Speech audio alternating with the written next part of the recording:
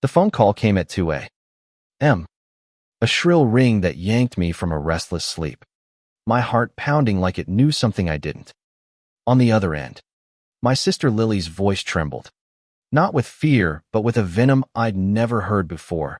"You're dead to me, Emma. Don't ever contact me again."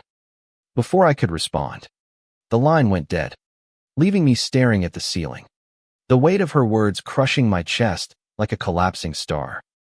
I lay there, replaying the call, my mind scrambling to piece together what had gone wrong.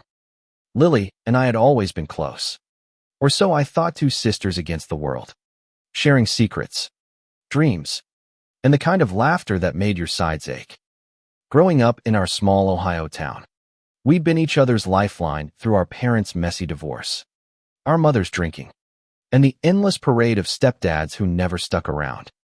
At 30, I'd built a stable life as a high school counselor, while Lily, at 28, was still chasing her art degree, her passion for painting as fierce as her stubborn streak. I'd been paying her tuition for 3 years, scraping together every extra dollar from my salary to keep her dream alive. It wasn't just money, it was my belief in her, my promise to never let her fall. But something had shifted in the past 6 months. It started with her new boyfriend, Ethan, a 35-year-old lawyer with a charming smile and a family that oozed old money. The Wilsons were the kind of people who owned summer homes and threw galas. Not like our family, where fancy meant pizza night instead of ramen. Lily had always been dazzled by glamour, and Ethan's world was a glittering trap. She started pulling away, canceling our weekly coffee dates, dodging my calls, and posting cryptic Instagram stories about cutting out toxic people. I brushed it off as her being busy, maybe a little lovesick. But that 2 a.m. call wasn't lovesickness, it was betrayal. The next morning, I sat at my kitchen table, coffee growing cold, scrolling through her social media for clues. There it was, a photo of her at a Wilson family dinner, Ethan's arm around her, his mother beaming like Lily was her own daughter. The caption read, "Finally found my real family." My stomach twisted. Real family. I'd been her sister, her confidant, her bank account. I'd stayed up late helping her with scholarship applications, driven her to therapy when her anxiety spiked, and cheered at every art show, even when she doubted herself. And now I was what, toxic? Disposable. I called her best friend, Mia, hoping for answers. Mia hesitated, her voice low. "Emma, she's been telling Ethan's family you're controlling, that you hold the tuition money over her head to manipulate her. She said she needs to break free to fit in with them." My jaw dropped. Controlling. Every penny I sent was a choice, not a chain. I'd never asked for anything in return except her trust. Mia added, "She's been lying to them, Emma. She told them you're jealous of her happiness, that you're trying to sabotage her relationship." The words hit like a slap. Sabotage. I'd met Ethan twice, and both times I'd been nothing but supportive. Even when his smug comments about self-made success felt like jabs at our upbringing. I thought back to the last time I saw Lily, at a cafe 3 weeks ago. She'd been distant, checking her phone constantly, barely listening when I asked about her latest painting. When I mentioned the tuition payment I'd just sent, she'd snapped, "You don't have to keep reminding me you're paying for my life." I'd laughed it off, thinking she was stressed. Now it made sense, she was already rewriting our story to impress Ethan's family. Anger simmered, but hurt burned hotter. I wanted to call her, scream, demand an explanation. But something stopped me. Maybe it was pride. Or maybe it was the realization that she'd already made her choice. I opened my banking app, staring at the automatic transfer set up for her next tuition payment. My finger hovered over the cancel button. I wasn't just funding her education, it was funding her ability to erase me. And for what? To play the perfect girlfriend for a family that didn't even know her. I didn't cancel the payment that day. I needed time to think, to understand how we'd gotten here. Over the next week, I pieced together more from mutual friends. Lily had been telling the Wilsons I was an overbearing older sister who suffocated her dreams. She'd even lied about our parents, saying they were estranged to avoid explaining our messy family history. It was like she was auditioning for a role in their perfect world, and I was the villain she had to cut out to get the part. By Friday, I got an email from her college's financial office, a polite reminder that her tuition was due in 10 days. I stared at the screen, my heart racing. This was a moment I could take back control. I thought about all the nights I'd worked late to cover her fees, the vacations I'd skipped, the savings I'd drained. I thought about her voice on the phone. Cold and final, "You're dead to me." My hand shook as I logged into my bank account again. This time, I didn't hesitate. I canceled the payment. The relief was immediate, but it came with a sickening guilt. I wasn't just cutting off her tuition, it was cutting off the last thread tying us together. I told myself she'd figure it out. She was smart, resourceful. She had Ethan now. Right. Let his family pay for her dreams. But deep down, I knew this wasn't just about money. It was about forcing her to face the consequences of her choices, of betraying the one person who'd always had her back. Days later, I got a text from her. "You canceled the payment." "Are you serious? Emma, you're ruining my life." I didn't respond. I couldn't. The sister I loved was gone, replaced by someone who'd sold me out for a seat at a fancier table. I sat on my couch, staring at a photo of us as kids, two gap-toothed girls grinning in a treehouse we'd built with our dad before he left. I wondered if she'd ever miss me the way I was starting to miss her. The days after I canceled Lily's tuition payment were a blur of silence and second-guessing. My phone stayed quiet, no calls, no apologies. Just a single follow-up text from her. "You're selfish. I hope you're happy now." Each word stung, but I refused to reply. I'd spent years being her safety net, catching her every time she stumbled. Now, I needed to let her fall, even if it broke my heart to watch. Work became my refuge. As a high school counselor, I was used to untangling teenage drama, but my own felt like a knot I couldn't unravel. Between advising kids on college applications and mediating cafeteria fights, I kept replaying Lily's betrayal. How could she paint me as the villain to Ethan's family? I'd always been her biggest cheerleader, not her jailer. Yet the more I thought about it, the more I saw the cracks in our relationship. I'd ignored her resentment when I offered advice, her eye rolls when I mentioned budgeting for her tuition. Maybe I'd been too focused on saving her to see she didn't want to be saved. A week later, I got a call from our mom. She rarely called unless something was wrong, and her voice was sharp with worry. "Emma, what's going on with you and Lily? She's been crying to me about school, saying you cut her off." I braced myself, expecting a lecture, but Mom sighed. "She didn't tell me the whole story, did she? What did she do to you?" I spilled everything the two-way. Call. The lies to Ethan's family, the way she'd erased me to fit into their world. Mom was quiet for a long time before saying, "She's always been chasing something shinier. But you don't deserve this." Her words were a small comfort, but they didn't erase the ache. I started digging deeper, talking to more mutual friends, trying to understand Lily's transformation. One friend, Sarah, mentioned a dinner she'd attended with Lily and the Wilsons. "It was weird, Emma," she said. "Lily was acting like someone else, polished, perfect, like she was trying to impress a royal court. She barely mentioned you, and when she did, it was dismissive, like you were a burden she'd outgrown." The image of Lily playing a role for the Wilsons gnawed at me.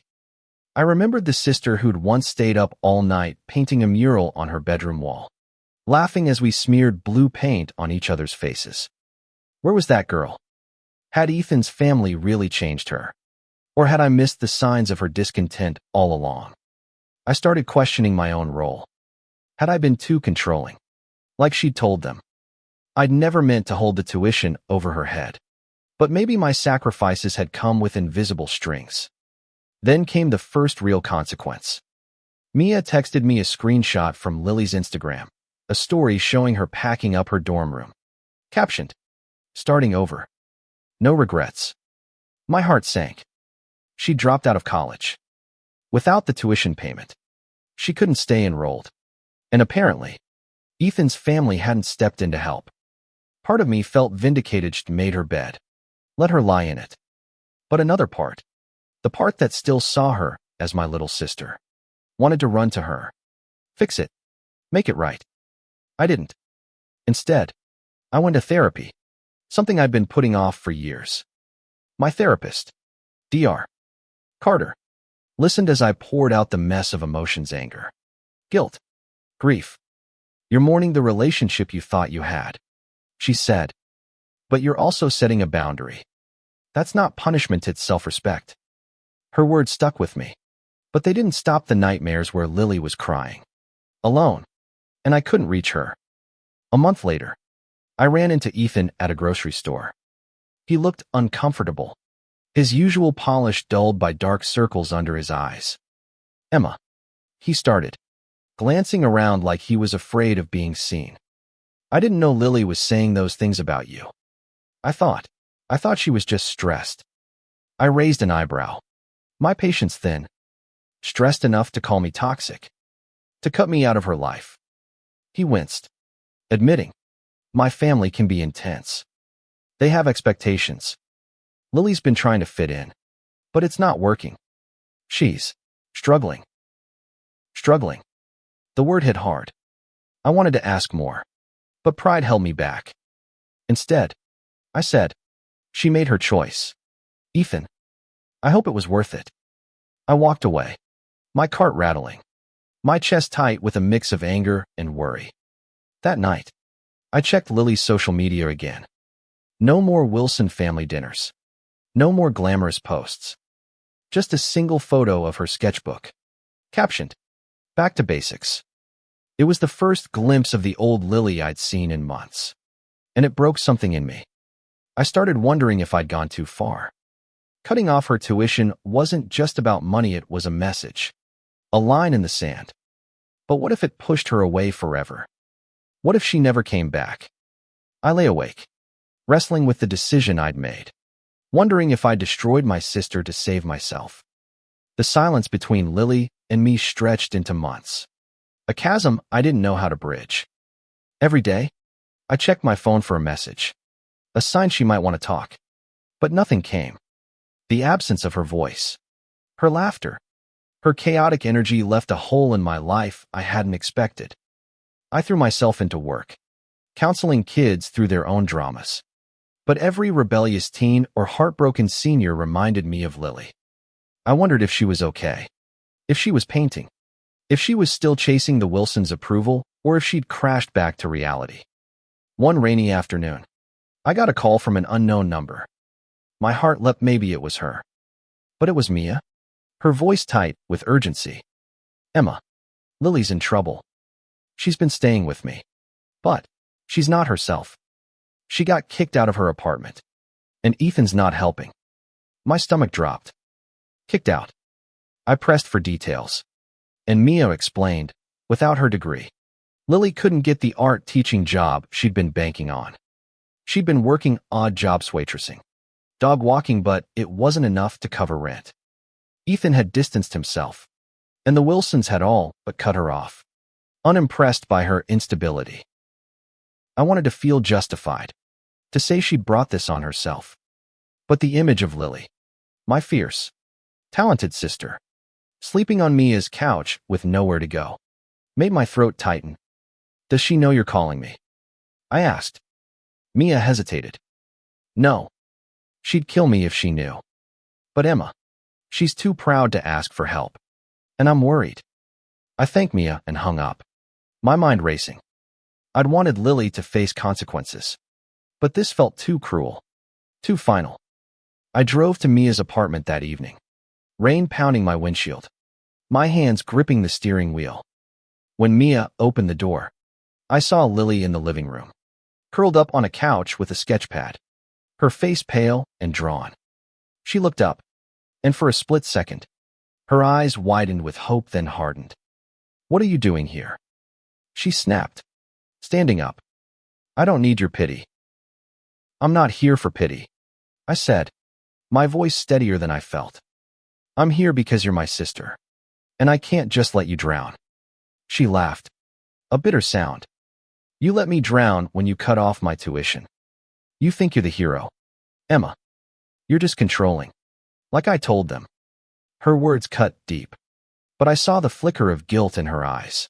The way her hands shook as she clutched her sketch pad. We argued. Voices rising. Old wounds splitting open. She accused me of holding her back. Of using money to keep her dependent. I fired back. Telling her how her lies to the Wilsons had gutted me. How she'd thrown away our bond for people who didn't even care about her now. Mia watched. Wide-eyed. As we tore into each other. Years of unspoken resentment spilling out. Finally, Lily broke. Tears streaming down her face. I just wanted to be someone they'd respect. She sobbed. I thought if I could be perfect for them, I'd finally feel like I belonged somewhere. Her confession hit me like a wave. All this time, I'd thought she was chasing Ethan's family for their wealth, their status. But it wasn't just that, it was about escaping the shame of our fractured family. The chaos we'd grown up in. She'd seen the Wilsons as a clean slate. A chance to rewrite her story. And I'd been the collateral damage. I wanted to hug her. To tell her I understood. But the hurt was still too raw. Instead, I said, you didn't have to erase me to find yourself. Lily, I was always on your side. She looked away, wiping her eyes. And for the first time, I saw the sister I'd missed, not the polished version she'd tried to become, but the messy, stubborn girl who'd always been my best friend. I didn't offer to pay her tuition again. I couldn't, not yet. But I told her she could stay with me until she got back on her feet. She refused at first, pride flaring. But Mia convinced her to pack a bag. That night, as she slept in my guest room, I sat in the dark, wondering if we could ever rebuild what we'd lost. I wanted to believe we could. But trust, once broken, doesn't mend easily. The next morning, I found her sketch pad on the kitchen table, open to a drawing of two girls in a treehouse.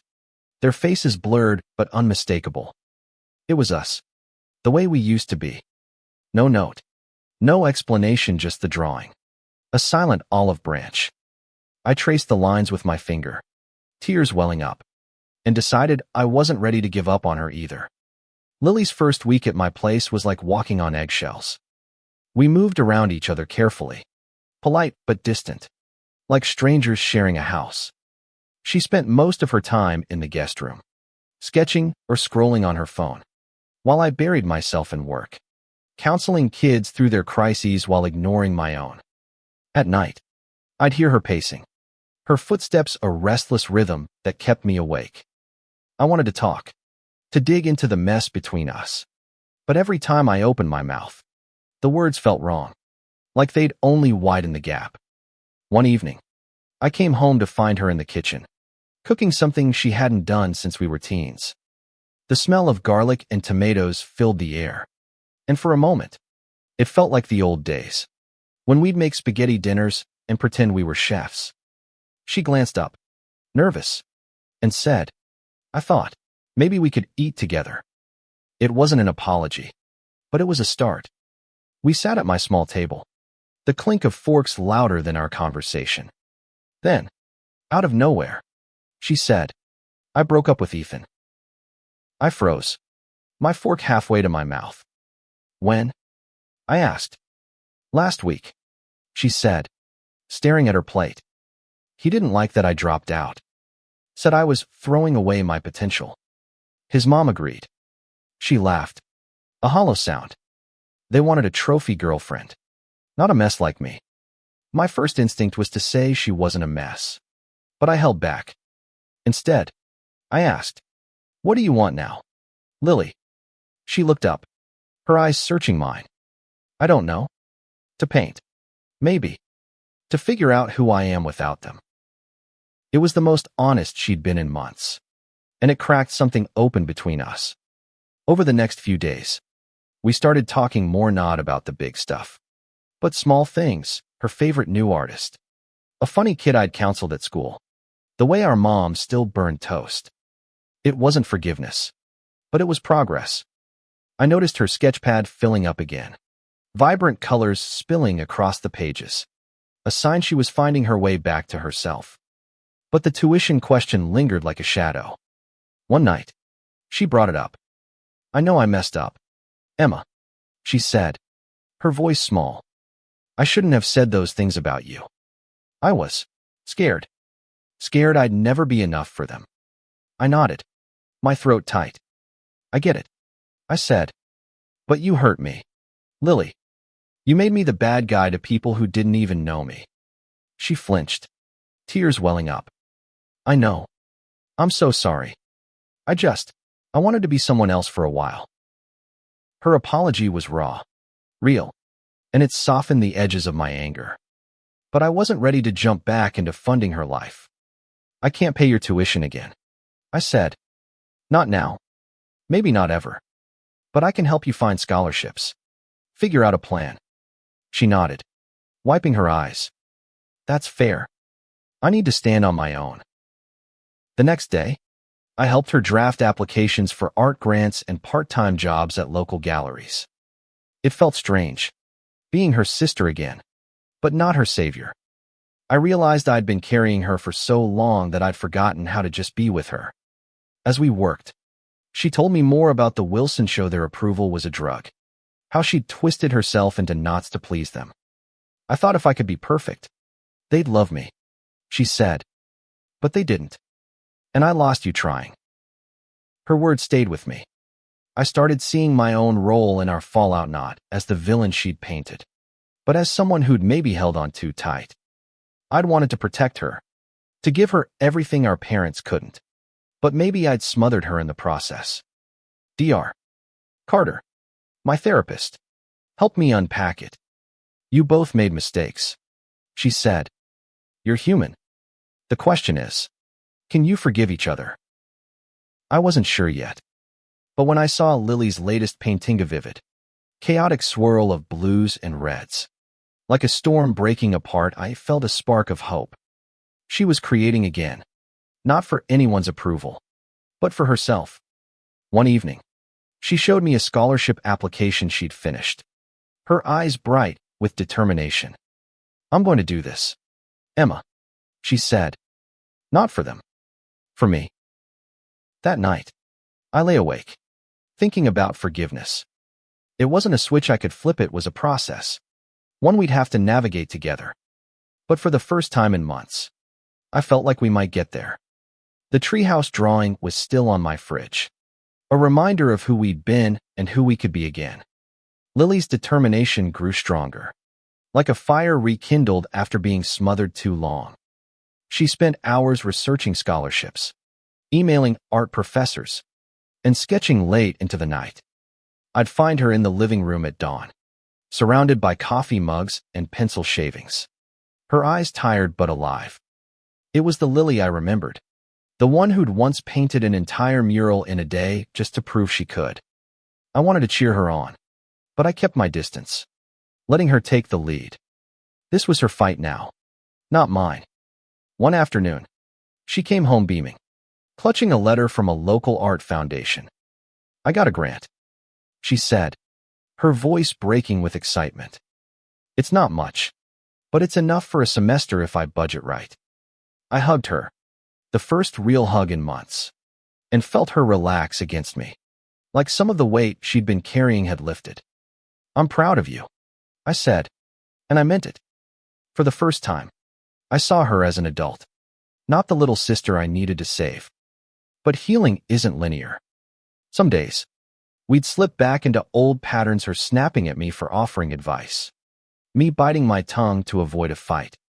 One night, she came home late, frustrated after a gallery job interview that hadn't gone well. "They think I'm a dropout with no discipline," she said, slamming her bag down. Maybe they're right. I wanted to fix it, to tell her she was enough. But instead I said, "You're not a dropout. You're starting over. Keep going." She looked at me, surprised, then nodded. "Thanks, Emma, for not giving up on me." That moment felt like a turning point, but trust was still fragile. I started noticing small gestures, her washing the dishes without being asked, leaving me notes about funny things she'd seen at work. One day, she left a new sketch on my desk, a portrait of me. Laughing, my eyes crinkled with joy. It was how she used to see me. Before the Wilsons. Before the lies. I taped it next to the treehouse drawing. A quiet promise to keep trying. Then Ethan showed up. It was a Saturday morning, and I was making coffee when the doorbell rang. There he was, looking older, less polished, his hands stuffed in his pockets. "Is Lily here?" he asked.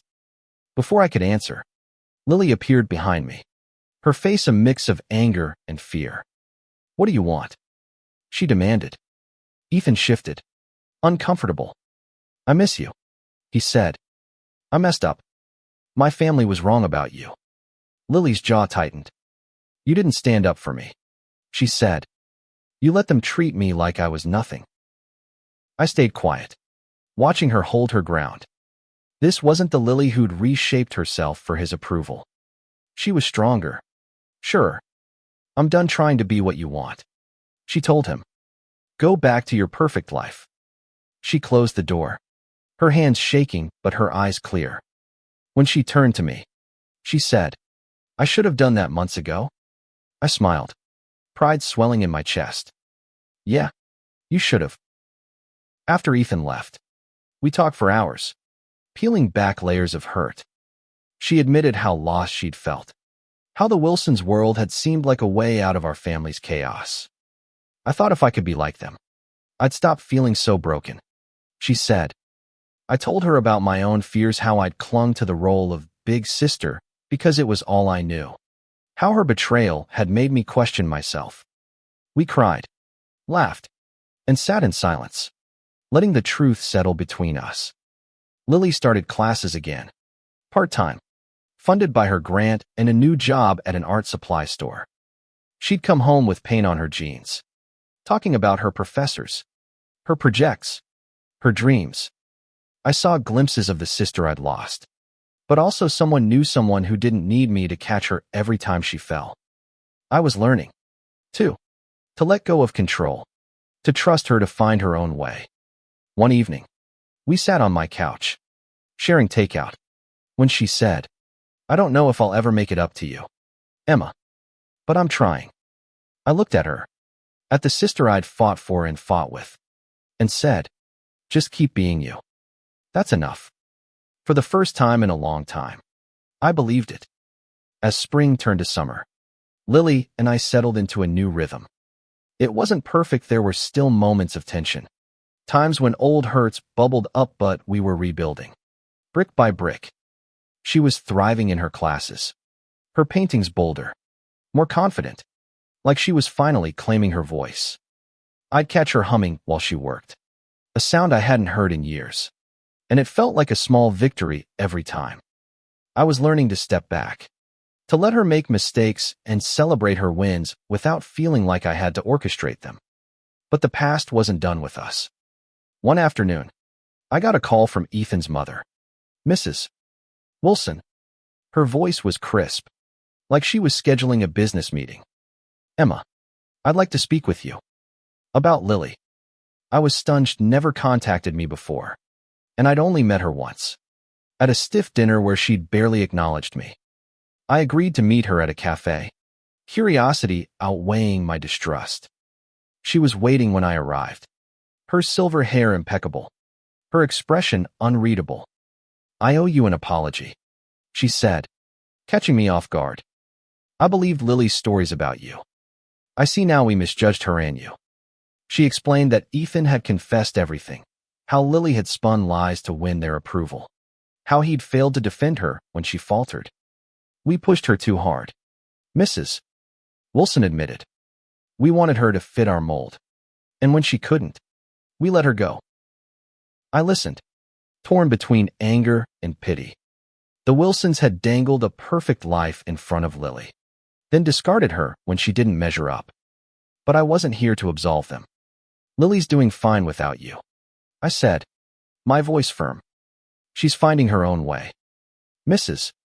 Wilson nodded, her eyes softening. I can see that. I just thought you should know we regret it. I left the cafe feeling lighter, not because I cared about their regret, but because it confirmed what I already knew. Lily was better off without them. When I told her about the meeting, she was quiet, her fingers tracing the edge of her sketch pad. I wanted their approval so badly. She said finally, but it was never about me. It was about their idea of me. I nodded, understanding more than I wanted to. We'd both been chasing versions of ourselves that didn't exist, her as the perfect Wilson daughter-in-law, me as the flawless big sister. That summer, Lily's art was selected for a local gallery show. It was small, just a community event. But to her, it was everything. I helped her frame her pieces, nervous energy buzzing between us. The night of the show, I watched her mingle with strangers, talking about her work with a confidence I hadn't seen in years. Her paintings, vivid, raw, full of emotion, drew a crowd. And for the first time, I saw her as an artist, not just my sister. After the show, we walked home under a starlit sky, her arm linked through mine. I couldn't have done this without you, she said. I shook my head. You did this, Lily. I just gave you a place to land. She smiled, a real smile. And for a moment, it was just us, two sisters against the world again. But life doesn't wrap up neatly. A week later, I found a letter from her on the kitchen table, addressed to me in her looping handwriting. My heart sank, fearing another betrayal. But when I opened it, I found an apology, not just for the lies, but for everything. I took you for granted, she wrote. I was so busy chasing someone else's dream that I forgot who we were. I'm not that person anymore. Emma, I hope you can forgive me someday. I sat there, tears blurring the words, realizing forgiveness wasn't just about her, it was about me letting go of the hurt I'd been carrying. I didn't write back. Not yet. Instead, I went to her room, where she was packing for a weekend art workshop. I read your letter, I said. She froze, bracing for my response. I'm not there yet, I admitted. But I'm trying. Too. She nodded, her eyes glistening. And we hugged. A real hug. The kind that says more than words ever could. As she left for her workshop, I felt a shift. We weren't fixed, but we were moving forward. Together. The treehouse drawing and her portrait of me still hung on my fridge. Reminders of who we were and who we were becoming. By fall, Lily and I had found a fragile balance. We weren't the sisters we'd been as kids, but we were building something new, stronger. Maybe because it was honest. She was still living with me, saving for her own place. And her art was gaining traction, with a few pieces selling at local galleries. I was proud, but I kept it quiet, letting her shine without my shadow. At work, I focused on my students, finding joy in their small victories. But I carried Lily's journey with me, a reminder that family is messy, painful, and worth fighting for. One crisp October evening, we decided to visit our old treehouse, the one in our childhood backyard, now part of Mom's overgrown property. We hadn't been back together in years, and the drive was quiet, both of us lost in memories. The treehouse was weathered, its boards warped, but it still stood, a testament to the girls we'd been. We climbed up, laughing at how small it felt now, and sat cross-legged on the floor, surrounded by faded drawings we'd carved into the wood. Do you remember when we thought this was our castle? Lily asked, tracing a heart with our initials. I nodded, my throat tight. We thought we could hide from the world here. She looked at me, her eyes soft. I'm sorry I tried to hide from you, Emma. I was so wrong. I took her hand, squeezing it. We both messed up, but we're here now.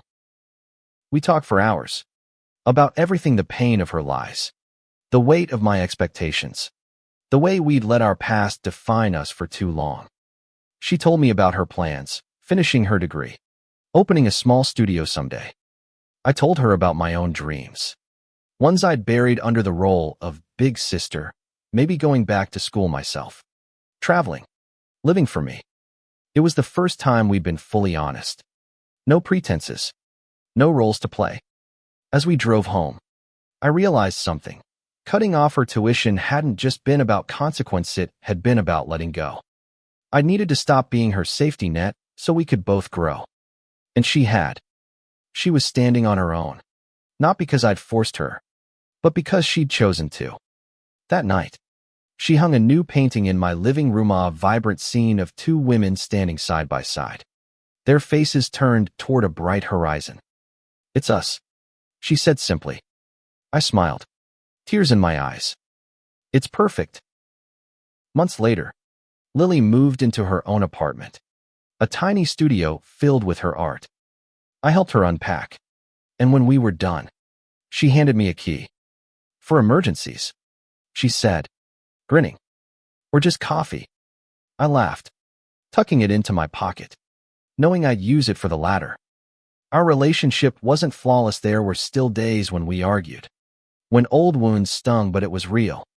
We'd both fallen, both hurt each other, but we'd chosen to rebuild. The last time I saw her, she was preparing for a solo art show, her first big one. I stood in the gallery, watching her greet guests, her confidence radiant. She caught my eye across the room and waved, a small gesture that felt like everything. I waved back, my heart full. We'd lost each other for a while, but we'd found our way back, not to the past, but to something better. As I drove home, I thought about the treehouse, the drawings, the sisters we'd been. We weren't those girls anymore, and that was okay.